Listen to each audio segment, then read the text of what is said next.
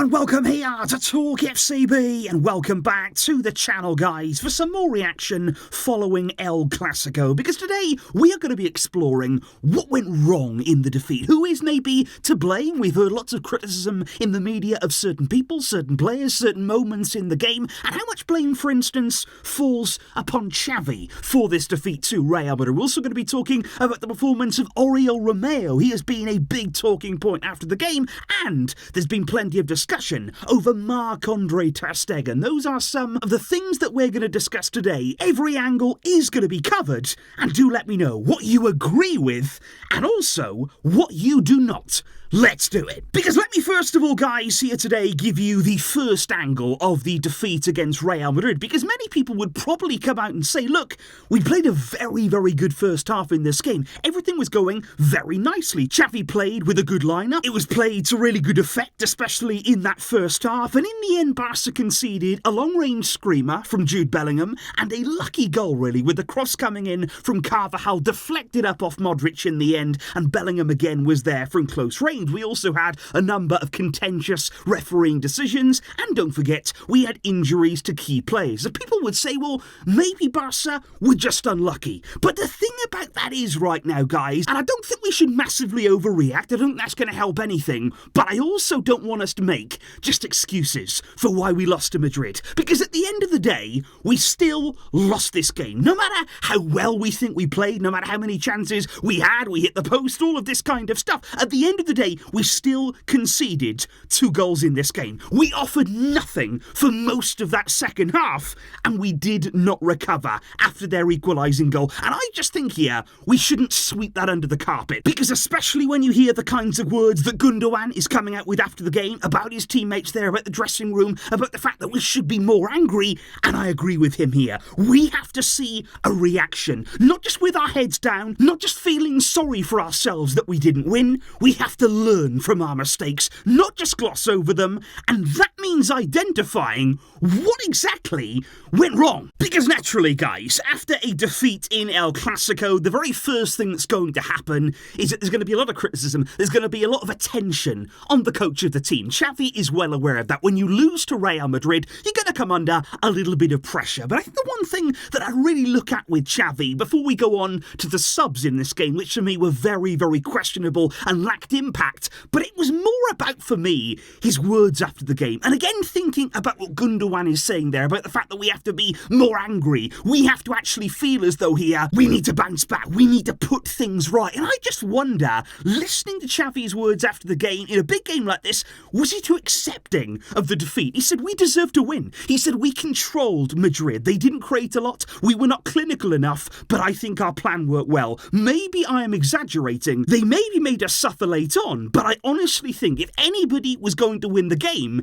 it was going to be us. Now that, for me, guys, is a quote there that I do not agree with on Xavi. I think the plan may have worked well up to a point, and that certainly we may have had some better moments in the game, but we didn't control Madrid for the full game. That was very, very clear here. And we also didn't look like the team that was going to win it in the second half. If anything there, we sat back a little bit. We allowed the pressure to be upon us, and I disagree with Xavi on that. And then he went on to say, we are frustrated and we're annoyed because we deserve more, but he said we have to keep going. We played well, and whilst the result is bad, the performance was a step forward. And this is not the first time that we've heard this from Xavi, and I think a lot of the times, it's helpful to encourage the players to see that they're on the right track, they're going in the right direction. You don't want to bash them, you don't want to destroy their confidence. I'm not asking him to do that, but I just think at times we do need to say, okay, that wasn't good enough. We can't baby the team forever here. We can't say, oh, well, you did well, you're doing okay, we're moving in the right direction. At some point now, this team has to come together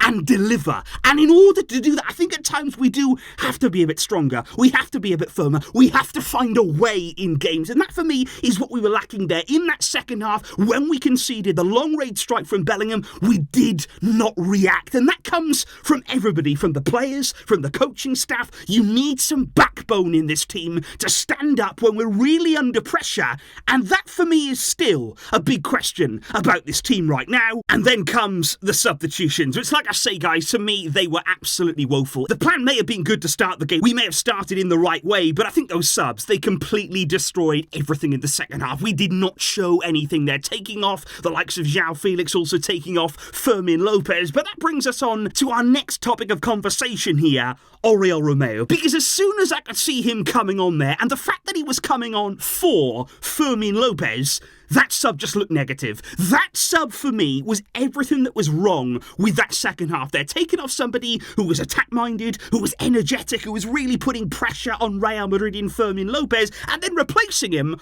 with Oriol Romeu. That sends out a very bad message to Barca, to the players that were out on the field. I think that told them, okay, are we sitting back now? Are we being a bit more defence-minded with the sub that we're seeing? And also think about Real Madrid. Think about them seeing Fermin going off and causing no end of problems, and coming on Oriol Romeu. They would have been relieved. That would have actually given them a real boost and confidence in this game. And I think Romeu, again, slows things right down. That is what we've seen a lot in recent weeks, whereby Romeu has been involved in the team, either from the start, either from off the bench, and he really does slow down the tempo of the game. And that is not what we needed here. We needed to be quick. We needed to be incisive. We didn't want to slow things down to walking pace, because in the end as well, you look at Romeu for the winning goal, it is actually him that loses his man. He loses Jude Bellingham there. He runs off him and he ends up scoring the winning goal. And Romeu should have been tracking him, should have been paying much more closer attention to that run. That would have been one of his only jobs there. You come on, you lock down that area. You be very, very aware of what Bellingham is doing. So that there,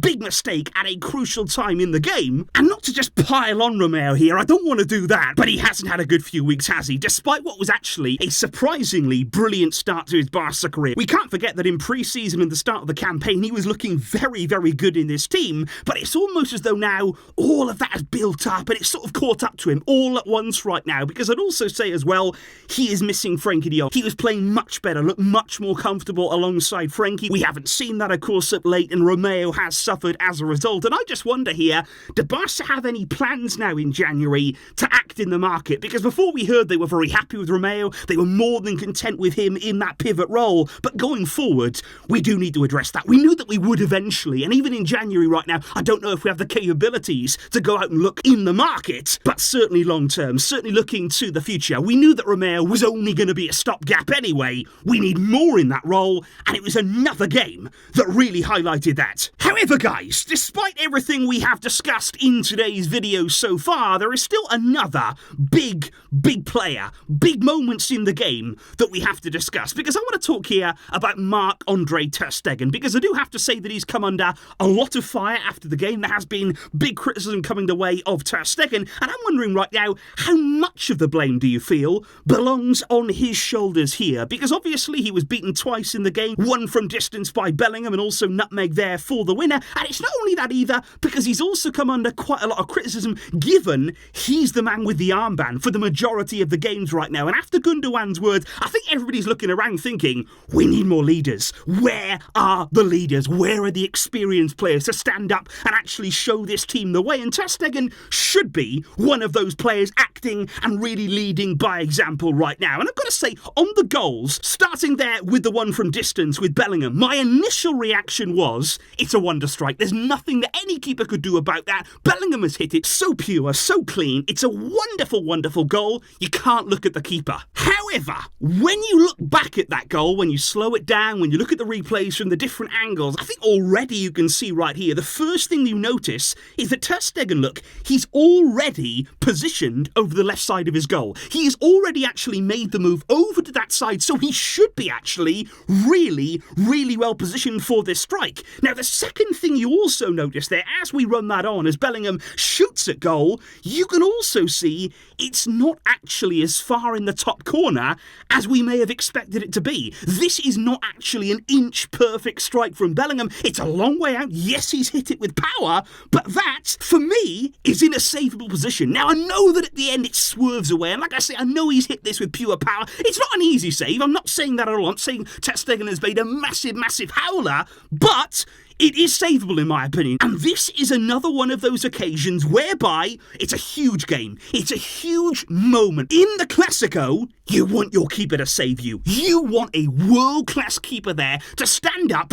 and really bail the team out with a top-quality save and rescue us. And that doesn't happen. And Ter Stegen fails to make that stop. And that is ultimately what we're talking about here. It's fine margins. We were close to doing much better in the game. We were close to actually winning the Clásico at times. But it's about big players. It's about big moments. And Real Madrid, in those moments there, were able to do better than we did. And that is what we have to look at within the team, within the dressing room. Who was doing enough? Who put in the performances that were worthy of a Clásico, that were worthy of a Barcelona shirt? And ultimately, who did not? And that is exactly what I want to know, guys, from all of you in the comments down below today. Who needs to do more? Who is not really performing at their level right now? Who is not performing well enough to really take us back to the top, where we want to be winning these kinds of games, to be delivering in the biggest and most high-pressured moments? Let me know all of those thoughts down below, and we will move on. We will hopefully move on together and hopefully be stronger for this experience. But that means learning from the mistakes. And as Gundogan said, we must see a reaction. I will see all of you guys very soon. There will be more on the way. Thank you indeed, though, for all of your support and all of your comments. I will catch you soon. But until next time, as always, Visca El Barça.